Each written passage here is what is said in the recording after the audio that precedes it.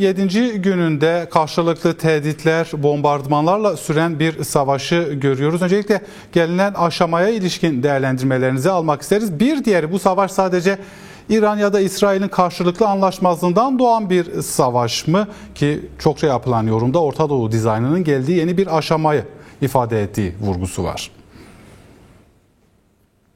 Şimdi özellikle şunu değerlendirmekte önem var.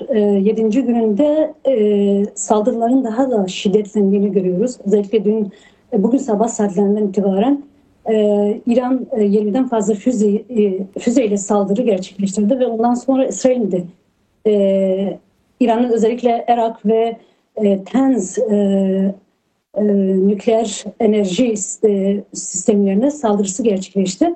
Ondan sonra karşılıklı iki hükümetin de çok sert tepkileri ve çok sert açıklamaları geldi. Bununla beraber aslında dünden beri özellikle de beklentiler şuna dönüktü. Arakçı'nın İngiltere, Fransa ve Almanya yetkilileriyle bir görüşme gerçekleştirmesine dönük bir beklenti vardı. Ancak bunu İran tarafından şimdiye kadar teyit edilmedi. Ancak birçok basın yayını bunun gerçekleştiğine dair açıklamalar yaptılar. Ancak bugün sabah saatlerinde İran yetkilileri, özellikle İran Dış İlişkiler Bakan Yardımcısı bu süreçte, özellikle şu an savaşın geldiği bu düzeyinde böyle bir görüşmenin gerçekleşmesinin teslimiyet olacağını açıklamasını yaptı ve kesinlikle bunun olmayacağına dair sinyaller verdi. Bunu belirtebilirim. Ama özellikle bu savaş, evet, bunu özellikle Orta Doğu'daki gelişmelerden kopuk ele alamayız. Özellikle 7 Ekim 2023 Gazze Savaşı ile birlikte başlayan bir süreçti ve aslında onunla birlikte İran'a dönük saldırıların zemini hazırlanıyordu. Bunu çok net insan söyleyebilir. Özellikle İran'ın gerek Orta Doğu'daki dış güçlerin, savaş halinde olan dış güçlerinin imhasıyla başlayıp İran'ın bölgedeki etkisini azaltıp sonra da İran dönük böyle bir saldırının gerçekleştiğini daha önce de birçok yerde çizildi ve değerlendirmeler buna dönük vardı. Özellikle de İran'ın gerek Lübnan'da gerek Suriye'de aldığı ağır darbeler sonucu böyle bir açıklamalar vardı. Aslında özellikle de dış güçler nezdinde ahtapotun kollarını kestik. Şu an İran'a dönük müdahaleler hazır gibi değerlendirmeler, yazılar vardı kamuoyunda. Ancak bunun bu ihtimalin çok da uzak olmadığını görüyorduk. Özellikle İran siyasetini, bölgedeki siyasetini değerlendirecek olursak. Çünkü İran yıllardır gerek iç politikası gerek dış politikasına bakacak olursak, özellikle de Orta Doğu'da yürüttüğü siyasetin çok sonuç vermediğini, çok fazla dış güçlere dönük savaşı, gerek dış güçleri kendi savaş gücünü dış zeminde, özellikle Orta Doğu bölgelerinde savaş halinde olduğu güçlerini gerek Lübnan'da gerek Suriye'de bu siyasetinin çok fazla bir sonuca varmadığını görebiliyoruz. Özellikle de Lübnan'daki çok ciddi İran yanlısı, İran'a yakın isimlerin öldürülmesiyle birlikte Suriye'de de ciddi bir kırılma yaşadığını gördük. Ve bugün Irak'taki konumuna da bakacak olursak İran'ın Irak'ta da çok ciddi bir etkisinin olmadığını, özellikle çok büyük bir etkisini kaybettiğini söyleyebiliriz. Onunla birlikte biliyorsunuz önümüzdeki bu geçen 2-3 hafta içerisinde İran ve dış güçlerle bir müzakere süreci söz konusuydu. Ancak bunu şöyle çok rahat değerlendirebiliriz. Bu görüşmelerin sadece İran'ın kendi üzerindeki siyasi baskıları azaltmaya dönük olduğunu söyleyebiliriz. Oysa İran'ın bu müzakere sürecinde çok ciddi yürütmediğini bütün kamuoyu nezdinde görebiliyorduk. Bunu çok iyi okuyabilirdik. Ve iç dinamiklere dönük de baskılarını İran özellikle iç siyasetine değerlendirmeye gerekir. Çünkü bunlar İran'ın dış siyasetiyle de çok bağlantılı. Evet. İç dinamikleri bastıran, cezalandıran, özellikle de idam cezasıyla çok yoğun bir baskı uygulayan bir siyaseti yürüttü. Ve bununla birlikte İran'ın bugüne geldiği konumunu görebiliriz.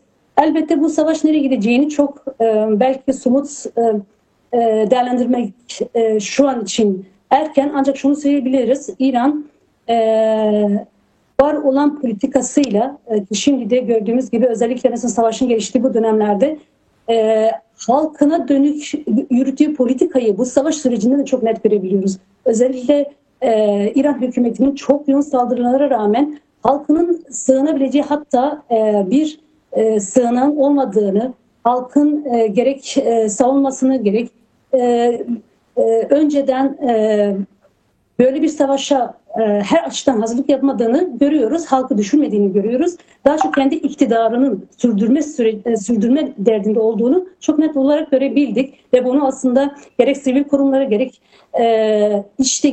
İran içindeki muhaliflerin de çok yoğun tepkisine neden oldu. Elbette İran'ın kendisini böyle bir müdahale sürecine getirmemesinin tek bir belki yol veya yöntemi olabilir diyebilirdik. O da İran'ın kendi demokrasisini, kendi halklarıyla, İran toplumunun toplulukları, gerek kültürleri, gerek inançlarıyla birlikte bir demokratik İran sürecini yaratıp kendini böyle bir müdahalede kurtarabilirdi ki bunun için İran hiçbir adım atmadı. Tersine belki gün be gün daha çok hem kadınlara dönük hem toplumun farklı inanç ve kültürlere dönük baskıları yoğunlaştı ve bunun sonucu İran'ın bugüne kadar bu süreci getirdi ve onun bu müdahalenin de aslında İran'ın bu siyasetinin sonucu olduğunu çok net ve söyleyebiliriz. Aslında vurgularınız da önemliydi. Belki İran'ın iç dinamiklerine biraz daha bakmakta fayda var. Farklı halkların bir arada yaşadığı, belki yakın zamanda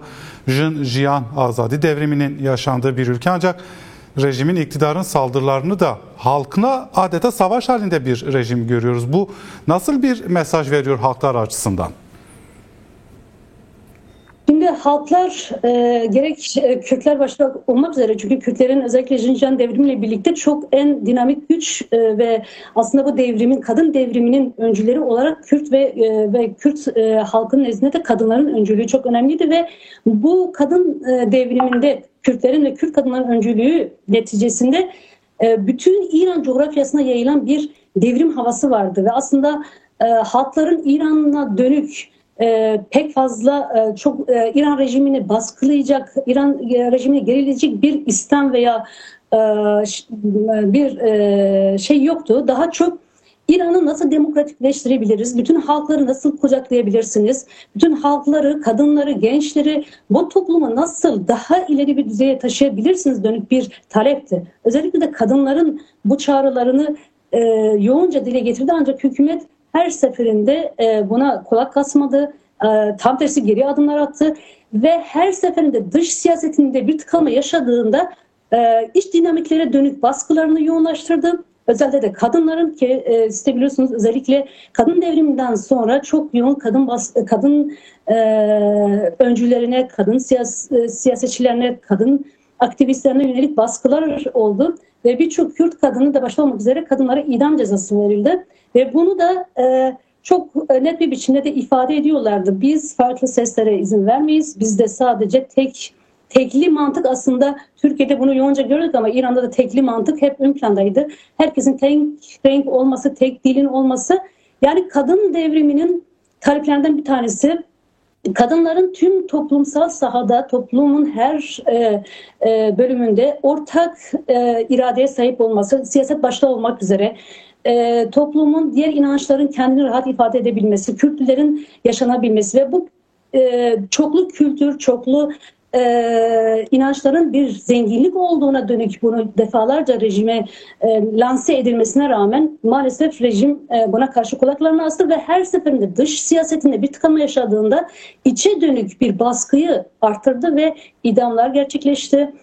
Yine tutuklamalar oldu ve her seferinde bunu yoğun baskılarla cevap verdi. Aslında halkların, İrani halkların, başta Kürtler, Beluşlar, Araplar olmak üzere ortak bir İran, demokratik bir İran'ın inşası için talepleri çok netti ve bunu İran'ın geleceği için de İran'ı daha ileri bir demokratik ülkeye taşıyabilirdi.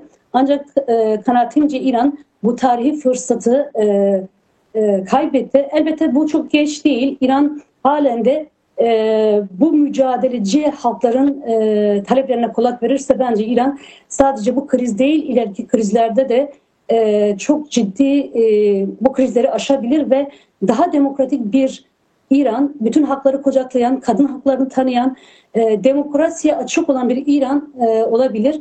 Ancak bunun aksine bir süreç ki bugün de gördüğümüz gibi kendisini ne dış baskılarda kurtarabilir ne de var olan çünkü şöyle bir gerçek var. Orta Doğu'da her şey değişiyor. Yeni bir sistemden bahsediyoruz. Yeni bir dizayn sürecinden bahsediyoruz.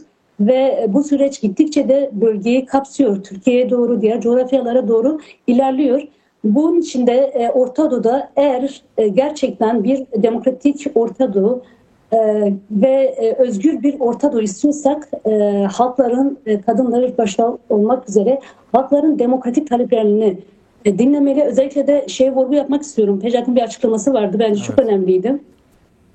Ve elbette Kejar'ın kadınların ve kadın mücadelesinin öncülüğüne vurgu yapmıştı. Bunlar çok çok önemli açıklamalardı bence.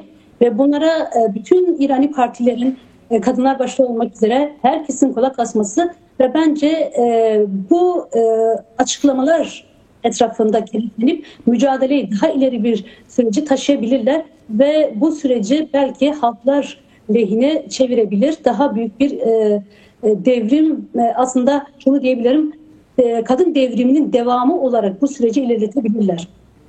Değerli Bercin Tekuşer, çok teşekkür ediyoruz. Şimdilik diyelim, elbette beraber takip ediyor olacağız gelişmeleri. Kolaylıklar diliyorum size de.